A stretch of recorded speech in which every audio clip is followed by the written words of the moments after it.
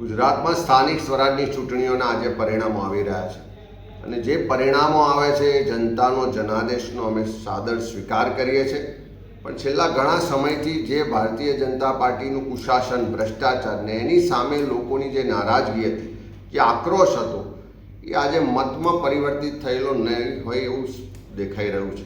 ત્યારે ગુજરાતમાં અનેક જગ્યાએ તાલુકા પંચાયતોમાં, નગરપાલિકામાં પ્રજાએ કોંગ્રેસના ઉમેદવારોને આશીર્વાદ આપ્યા છે, બહુમતી આપી છે। ત્યારે અમે ભ્રષ્ટાચાર મુક્ત, લોકાભિમુખ વહીવટ થાય અને પ્રજાના પ્રશ્નોનું નિવારણ થાય એ તમામ સ્થાનિક સ્વરાજની સંસ્થાઓમાં સુનિશ્ચિત કરીશું।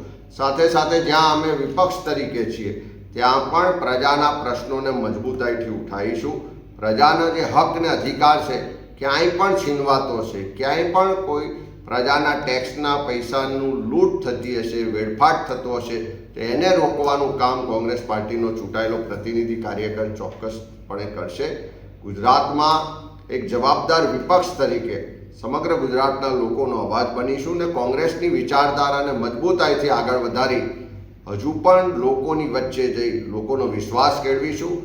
જ્યાં જ્યાં સ્થાનિક સ્વરાજની સંસ્થાઓમાં ગેરવહીવટ થશે, જ્યાં પણ ભ્રષ્ટાચાર થશે ત્યાં લોકો વતી લડવાનું કામ કોંગ્રેસનો ચૂંટાયેલો પ્રતિનિધિ, કોંગ્રેસનો કાર્યકર કરશે।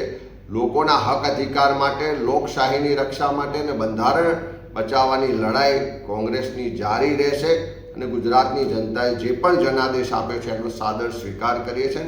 સૌ અમારા જે લડાઈ કરી તે પોલીસ પ્રશાસન ને સરકાર સામે લડ્યા એવા ઉમેદવારોને અભિનંદન આપું છું।